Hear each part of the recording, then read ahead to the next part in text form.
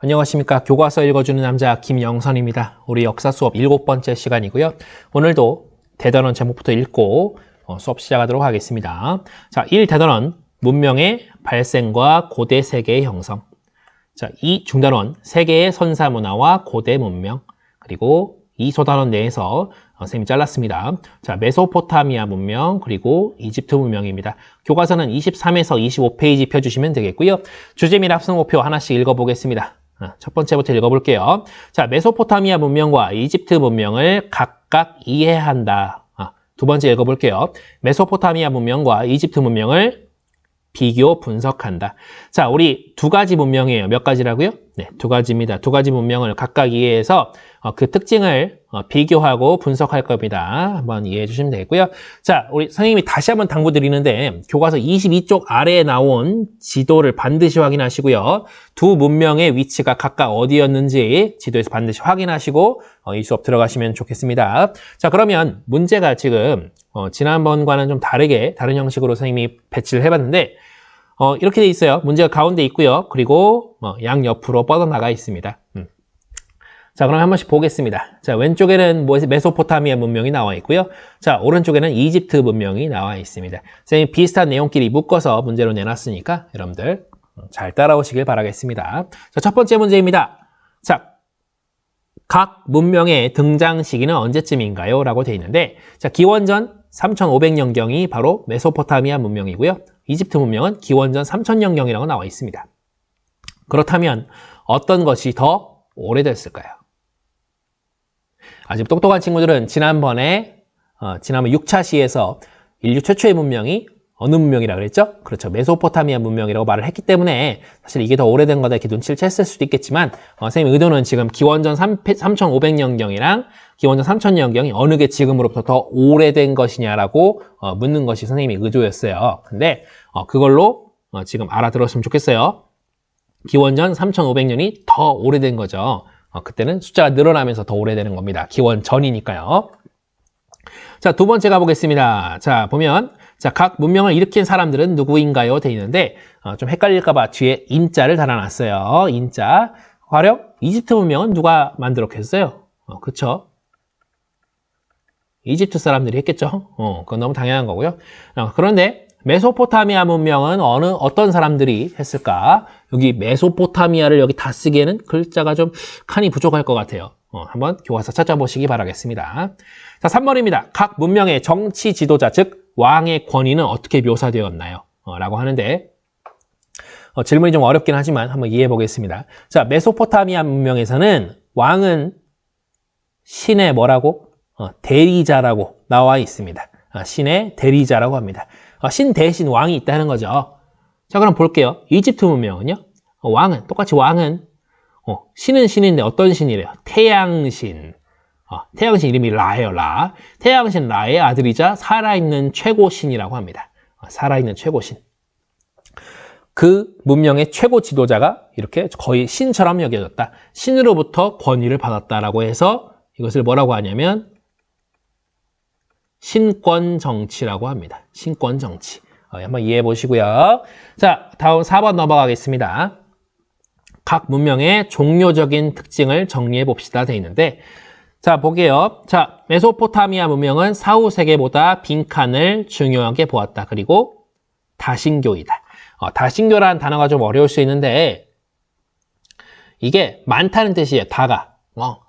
많다는 뜻이고요. 신이 많다. 신이 많은 종교라는 거예요. 그러니까 이런 신 저런 신 다 인정한다는 겁니다. 메소포타미아 문명. 자, 그럼 이집트 문명은 어떨까요? 돼 있는데 이집트 문명의 종교적인 특징은 영혼 불면을 믿어요. 그리고 사후 세계를 믿습니다. 사후 세계 지난번에 사후 얘기했죠. 죽은 뒤에 어디 간다는 얘기예요. 이집트 문명은 그게 중요하다는 겁니다. 왜? 영혼이 불멸하니까. 영혼은 사라지지 않아요. 멸망하지 않기 때문에 사후 세계를 믿는 거예요. 그리고 빈칸이 나와 있는데 이거는 조금 이따가 얘기해 보도록 할게요. 자, 5번 넘어가겠습니다. 자, 5번 각 문명에서 사용한 문자는 무엇이었나요? 돼 있는데 메소포타미아 문명은 빈칸 문자를 사용했다고 합니다. 이 문자로 왕의 통치나 제사, 교역 내용을 기록으로 남겼다라고 하고요. 자, 이집트 문명 가볼게요. 이집트 문명의 문자는 사물의 모양을 본떠서 만든 빈칸 문자를 사용했다고 합니다. 교과서 찾아보시고. 자, 근데 이것을 파피루스나 성전의 벽 등의 파라오의 업적이나 여러 신을 찬양하는 내용을 기록했다라고 합니다. 자, 여기 이집트에 아까 신 하나 나왔죠. 태양신 라가 나왔는데 이집트에도 신이 몇 명인 거예요. 정확히 몇 명인지 모르겠지만 여러 명이에요. 그러니까 아까 4번에 선생님이 이따 본다 그랬죠. 종교적인 특징. 여기에도 뭐가 들어가야 돼요? 여기에도 메소포타미아 문명처럼 다신교라는 글자가 들어가면 좋겠습니다. 한번 이해해 주시고요. 자, 그리고 6번 가겠습니다. 각 문명의 문화적인 특징을 정리해 봅시다. 돼 있는데 메소포타미아 문명은 점성술, 별 지나가는 거 보고 인간의 그런 운명을 점치는 거고요. 태음력, 달의 움직임에 맞춘 그런 달력이에요. 그리고 빈칸 진법을 사용했다. 한번 찾아주시고요. 이집트 문명은 측량술과 토목 기술이 발달합니다. 측량술, 땅의 크기를 재고 뭔가 건물을 짓고 하는 그런 것들이 발달했고요. 태양, 역시 태양신의 나라죠. 태양, 해가 움직이는 것에 따라서 만든 달력입니다. 그리고 빈칸 진법을 사용했다라고 이해해 주시면 되겠고요. 자, 7번은 각 문명을 대표하는 거대 건축물을 무엇이라 부르나요? 되어 있는데 여기 메소포타미아 문명 한번 찾아주시고요. 이집트 문명은 바로 푸실 수 있을 것 같아요. 이집트 왕들의 무덤이죠. 자, 오늘은 2페이지가 있어요. 같이 볼게요. 자, 우리 메소포타미아 문명과 그리고 이집트 문명의 중요한 자료들입니다. 그래서 하나씩 보도록 할게요. 자, 메소포타미아에 함무라비라고 하는 왕이 있었어요. 그 왕이 법이 막 쓰여 있는 그런 책을 만듭니다. 편찬을 했어요. 자, 기원전 1800년경 무슨 왕국? 바빌로니아 왕국이라는 곳이 있었습니다. 함무라비 왕이 메소포타미아 지역을 다 통일했어요. 정복 전쟁을 했겠죠. 그리고 그 다음에 편찬합니다. 내용을 한번 볼게요. 내용이 무시무시합니다.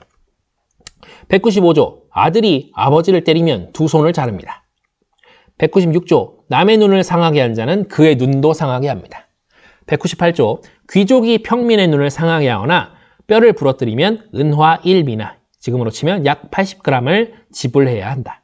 205조, 노예가 귀족의 뺨을 때렸으면 그의 귀를 자른다. 라고 하는데 전체적으로 법이 어떻습니까? 다른 사람의 눈을 상하게 하면 그 상하게 한 사람의 눈도 상하게 한다. 이런 약간 복수인 거죠. 여기서 나온 겁니다. 눈에는 눈, 이에는 이. 이 말이 바로 이 함무라비 법전에서 나온 겁니다.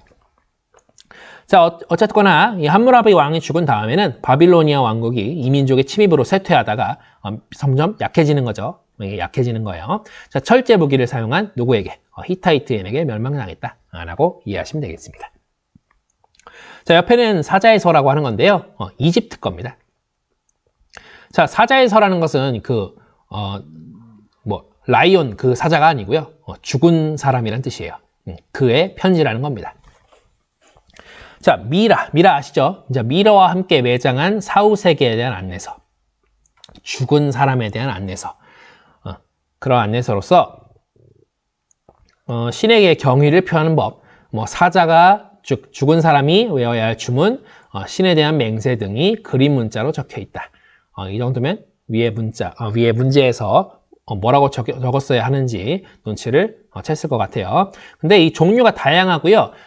하나하나가 다 좀 희소한 가치를 가진다고 합니다. 내용이 다 다르대요. 어떤 사람이 죽었느냐에 따라서 그 내용이 많이 다르다고 하고요. 그 중에서도 고대 이집트의 제26 왕조인 사이스 왕조의 사자에서 내용 요약된 게 있어서 선생님이 좀 번역을 해봤어요. 가져왔습니다. 출처는 여기 나와 있다시피 위키에서 좀 가져왔는데 그래도 좀 신뢰성 있는 자료인 것 같아서 번역을 좀 해봤습니다.